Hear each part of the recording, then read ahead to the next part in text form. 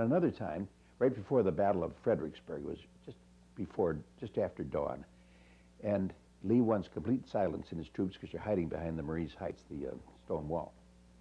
But there's always one soldier who doesn't get the word.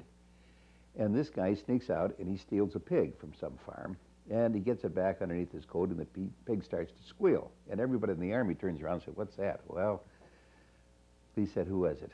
And the other general said, "It's this guy here with the squealing pig." Lee said, "Take him out and have him shot right now." Well, Jubal Early was the general in charge of his division, and he took the pig away from the guy, and he didn't have him shot. The guy fought a very good fight that day at Fredericksburg. But he did have a terrible temper. After that day at Fredericksburg, where Lee had scored a huge victory, he stood up on the top of the hill and he watched the dead in front of Maurice Heights and the snow. And he said, "You know, it's a good thing that war is so terrible.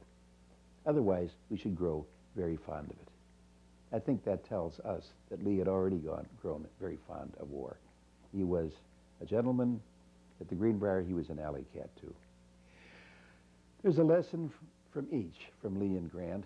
Grant taught Americans how to persevere, how to have the staying power to earn a goal, no matter how much criticism was directed at you. And believe me, Grant had a lot of criticism that last year of the war around Richmond, the campaigns that he kept losing men at Cold Harbor and Spotsylvania. He persevered until he won the war.